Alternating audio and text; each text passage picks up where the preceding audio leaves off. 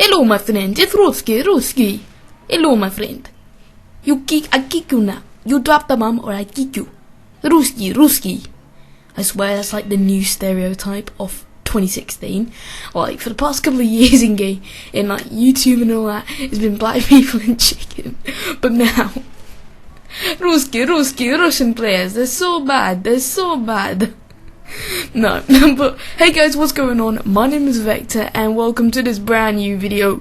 And today I've got you guys some CSGO on, this map is so good. I've got to tell you guys, this map is so good. It's probably the best map I've ever played. It's called AWP LEGO 2.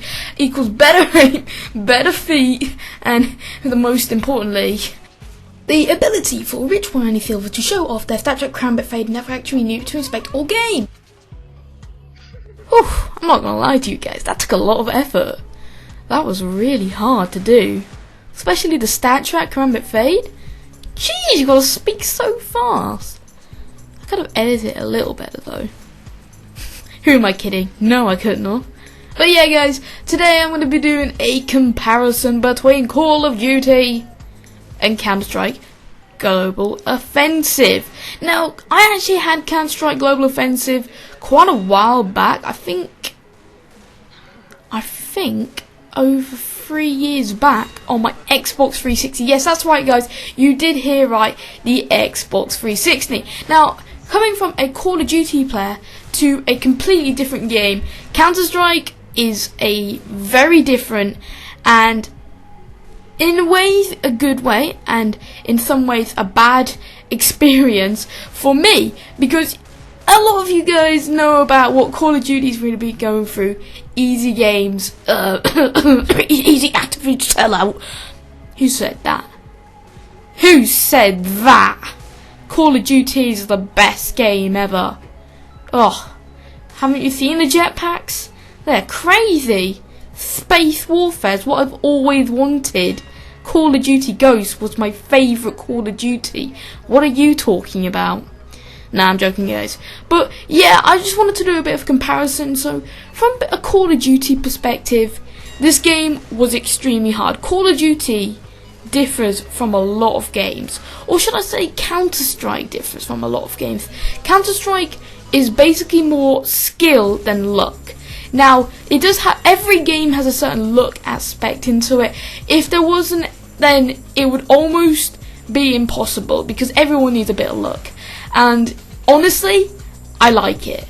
I like how you can keep playing and getting better and better. And the ranking system definitely makes me feel like I've achieved something. I mean, playing video games I haven't really, but you could argue I have hand-eye coordination. Anyone? Yeah, it's a thing. Yeah, I can almost catch the ball when it lands on my head. Almost. Just give me a couple more years. Counter-Strike is really that game you have to play continuously to keep getting better and better at it. Now, Call of Duty is a different subject. Call of Duty has a lot of luck in my opinion. Definitely in servers. You're not going to find in Counter-Strike, you're not going to find that, you can make, I don't even know, you could clutch it 1v5 Dust 2, with, I don't know, the Zeus somehow. You can somehow do that. Now, that's not exactly possible, but, it can happen. It can happen. And obviously, that look aspect, sorry, I'm just muddling up with my words. That look aspect definitely is in the game, but not as much as your player's skill. And I just feel like that's what a game should really be. Now, Call of Duty, obviously, is a console game. And I think that's why it grew. That is why Call of Duty originally grew in size and number.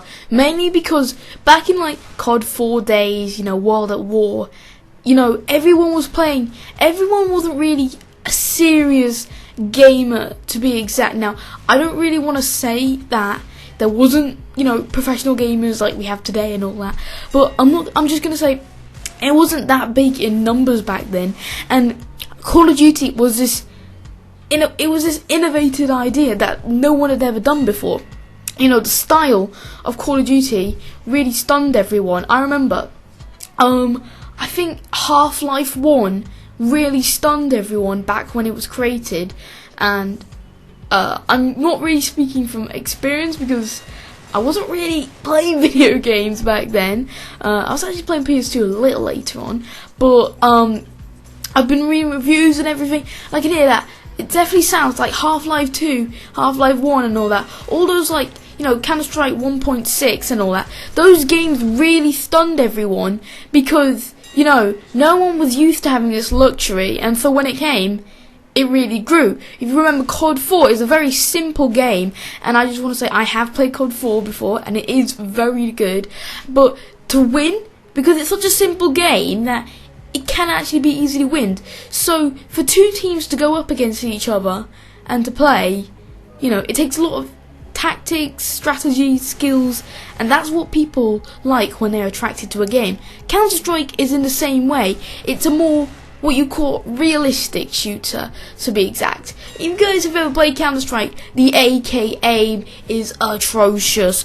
I still have atrocious AK aim at times, and jeez, it is hard to use. But once you get it, it feels a lot more satisfying. But when you use, I don't know, let's take in for example, the HVK from Black Ops 3. It's easy, you gotta admit it. Or the ACR from Modern Warfare 3 is basically a really easy gun. Little recoil, large damage, what more could you ask for? So both games kind of have a different audience surrounded around it. Now you can see a lot of people keep saying Call of Duty players moving into CSGO, into the CSGO community. If you watch like FaZe Rain or Nade Shot or any of those guys, you can see they're gradually moving into the CSGO community, but they're not playing. If you remember, when I started playing CSGO, I was spraying and praying and getting no kills. I actually have the first video of me playing CSGO on my channel. You can go, if you go back into my videos, you can find my first CSGO game, and I was absolutely atrocious. It was horrible. Because Call of Duty is just generally that more easy game. It's that more friendly game. While CSGO, I actually gave up on it for quite a bit because it was just not my cup of tea. It was quite hard, and I didn't really feel like I was getting anywhere. So I obviously moved back to COD, but then you find COD just gets boring, and that leads me on to believe that they are both very different games, but generally, in my opinion, I'm trying to be unbiased in this, but now in my opinion, I personally like both games, but I feel like COD is having a little bit of a rough time at the moment, and I feel like they will bring it back eventually with a more competitive zone. Like, I remember Black Ops 2 Arena. That was really good. I really enjoyed Arena mode in Black Ops 2. Black Ops 3, I've only played like 2 matches, and it didn't feel that tense to me because Call of Duty has a lot more luck based into it. Now you can argue pro players play every day, that's how they get their skill and all that, but they're not obviously going to be like that every day. But you think about, I don't know, Kenny S or Nick Bunyan, alright? So obviously there's a bit of luck into every game, so they may have a bad game every once in a while, but for the most part they're always performing at the same skill level that they've always done, because CSGO is built more on skill rather than luck.